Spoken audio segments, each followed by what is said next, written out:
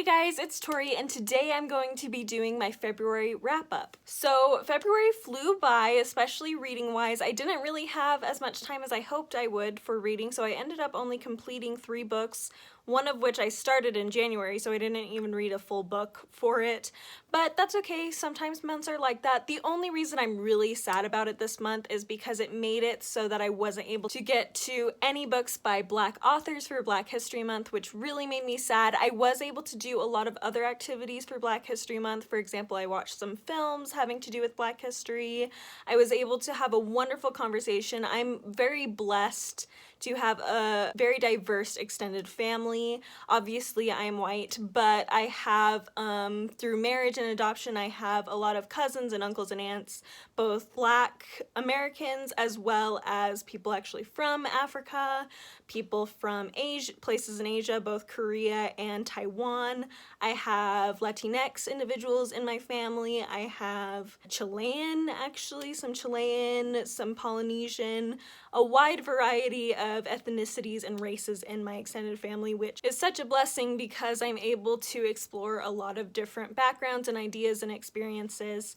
And I had the opportunity actually to have an interview with my 15-year-old cousin. I believe she's 15. Oh, I'm not completely sure, but her father is from Nigeria and her mother is white, and so we were able to discuss her experiences with racism, her experiences just being a Black woman in America, and it was such a really, really good conversation to have directly with someone who is experiencing that and really feels it very deeply.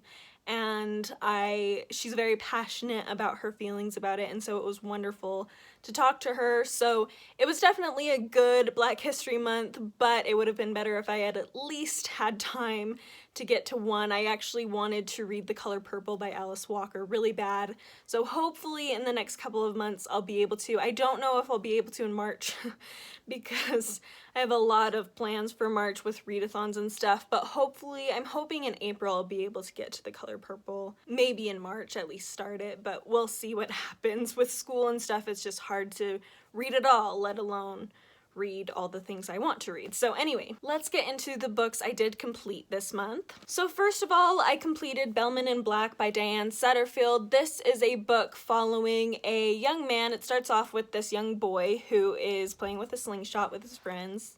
Oh, my roommate just came in. And he ends up challenging himself to shoot this rook that is really far away, and his friends are like, you can't do it, there's no way you can hit it.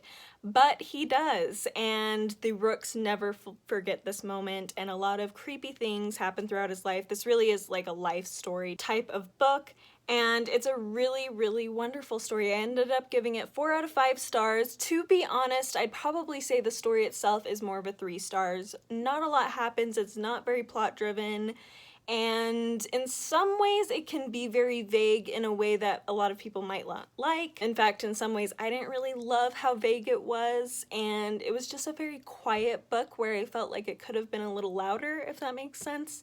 But I feel like this is a book I won't forget anytime soon. It really is going to stick with me. It's very eerie, the atmosphere is very dark and creepy, and I think it's just a very interesting story. I will say one of the things that I personally struggled with a lot was the fact that we're following this man throughout his whole life, and I never really cared that much about him. Like, I thought he was an interesting character, but it was more like when you read a fairy tale and you really like the characters in a fairy tale where there's this distance between you and them, but you have some affection for them and you think they're interesting, but at the same time you don't really feel connected with them. And I felt that way about Bellman in this, what's his first name? William Bellman. And he just didn't really stand out to me as a character, and yet it wasn't like I disliked him either. It was just there wasn't really a connection. There was a little too much distance. But it was such a wonderful story about death and grief and mourning that I felt like it had a lot of themes and motifs that were very beautifully done. It's definitely not as good as The 13th Tale, but it was an enjoyable read, and it's one that, again, I think will stick with me. So I felt like it had to be a 4 stars because I don't think it's going to be a forgettable story, but it wasn't necessarily super exciting either. It was just a very interesting story and a very unique story, which is what I expect from Diane Setterfield, so there is that. Up next, I ended up finding myself in a Jane Austen mood, which was perfect because I need to complete at least 2 books from my goals for 2021 in order to get through all of them by the end of the year, because I have 24 of them and there's 12 months in the year. So I ended up reading and completing Mansfield Park by Jane Austen, and I ended up giving this one 4 out of 5 stars as well. I really, really enjoyed this story. Not as much as Pride and Prejudice or Emma, which are my 2 top, but I still really, really loved this story. I guess to explain what this is about, this follows a young girl named Fanny Price who is raised kind of in a poorer family, but she has rich relations. Her mother's sisters, her aunts, are pretty well off. They made good marriages. Unfortunately, Fanny's mother did not, which is why they're in the situation they're in. But these rich relations invite Fanny to come and live with them, growing up with them from the time she's 9 on. And we just sort of watch some romantic shenanigans going on with her cousins and these new neighbors that come into town. And Fanny's very much a sideline character, which is why I think a lot of people don't love this book as much as others. She isn't super actively involved in the story, and because of that, I think she can come across as very self-righteous. But to be honest, I think all of us in our observations of other people can be a little bit self-righteous. Like, we have a tendency to do that, and some people are better at battling that tendency than others, but I think we all can be like that, and so I'm a bit more forgiving of Fanny than maybe other people are. I actually really thought Fanny was an interesting character. I liked that she, despite how badly she's treated, she stands on her moral principles. She's not wishy-washy.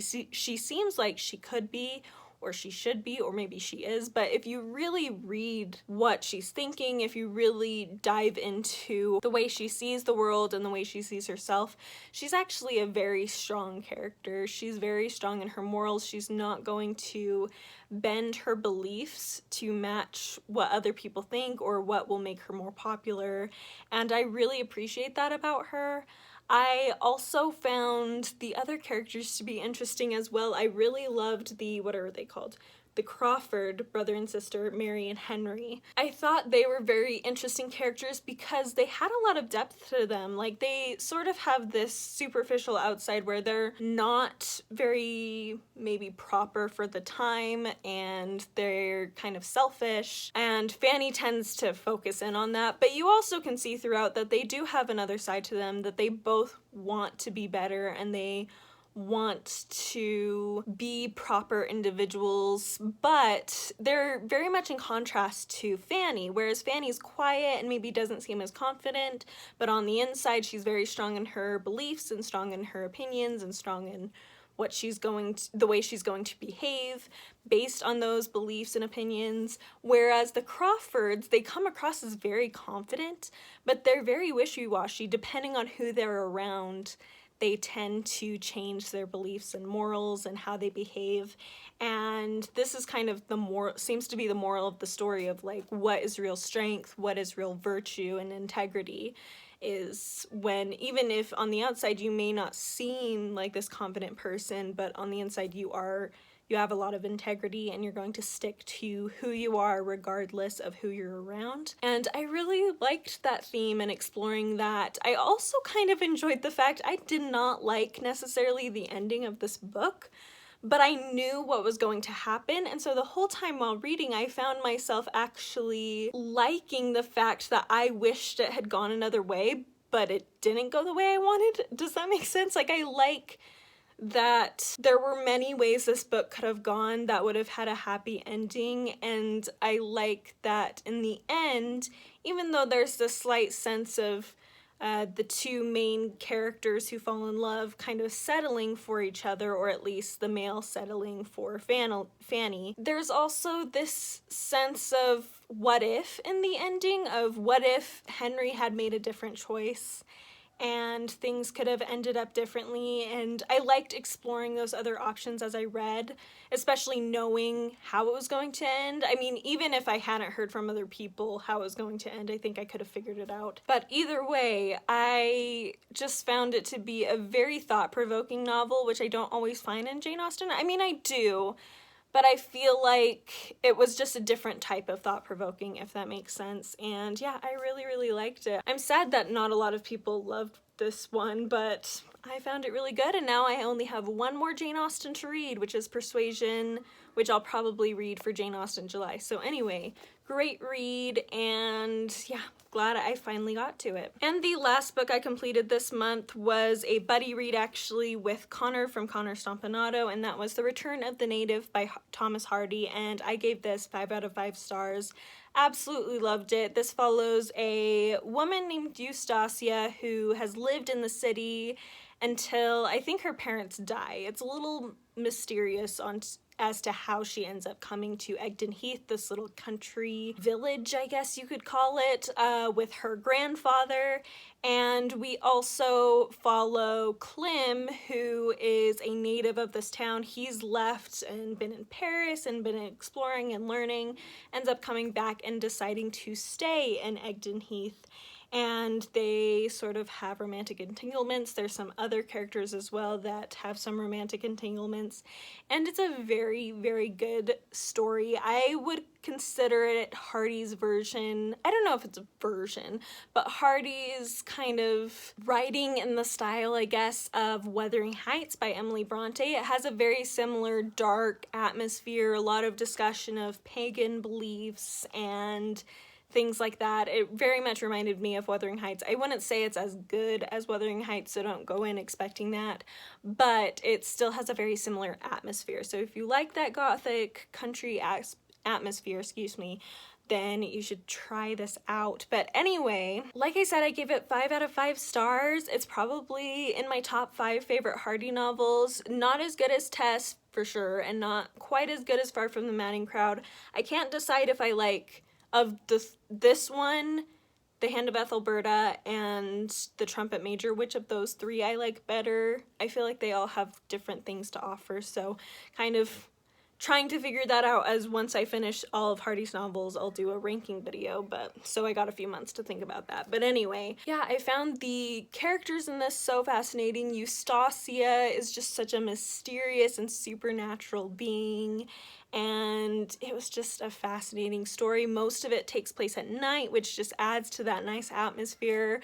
In fact, I know that this is actually Jennifer Brooks's favorite Hardy novel, and I thought it was very interesting because in general Hardy is very inspired by the Romantics, which is why he writes a lot of nature type writing, because he was very inspired by that literary time period.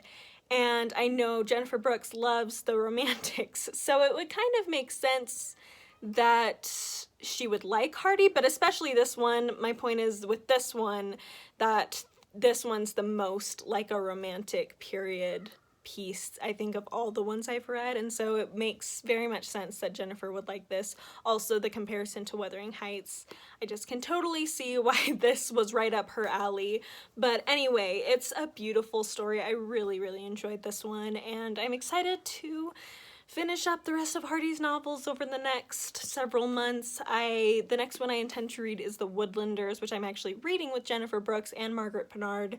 So anyway, this was definitely a success, though I feel like I have a lot more thoughts I could share on it, but I don't want to overdo it on this video, and I felt like I talked about Mansfield Park for a little bit longer than I wanted to. So anyway, this is great, atmosphere great, characters wonderful, all the Hardy drama in there, and lots of supernatural elements and history and discussion of Guy Fawkes Day, which really plays a wonderful motif throughout the story of betrayal and all that jazz.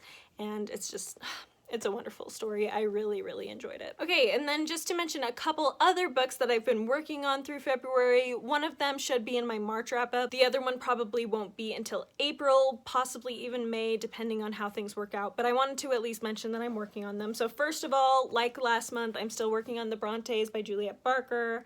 I am actually going to carry this on probably 3 months, which is why this one will probably be wrapped up officially in April. But I'll just say still enjoying it, and I'm going to save the majority of my thoughts for when I actually wrap up with it, but I am still working on it. And then the audiobook I've been listening to is Moby-Dick by Herman Melville, and so far I'm a little over halfway through, and so far it's kind of going between a 2 and a 3 stars. However, I am enjoying it more than I expected to, and it's not, even if I do end up giving it 2 stars, it's not a feeling of regret that I'm reading this. I don't have a temptation to DNF it at all. I just think it's a lot longer than it needs to be, and it's very much focused on informing us all about whales and whaling instead of just continuing with the story. So there's a lot I like about it, but there's some things I don't that cause it to drag a little bit for me. But we'll finish my thoughts at the end of March because, like I said, I'm a little over halfway through and I'm going on a little road trip in the next couple of days, so I'll probably be able to get through a lot more of this. Anyway, that is it. Thank you so much for watching. Let me know down below if you've read any of these and your thoughts on them, as well as what you read in February and your thoughts on what it was that you read, and I will talk to you guys next time. Bye!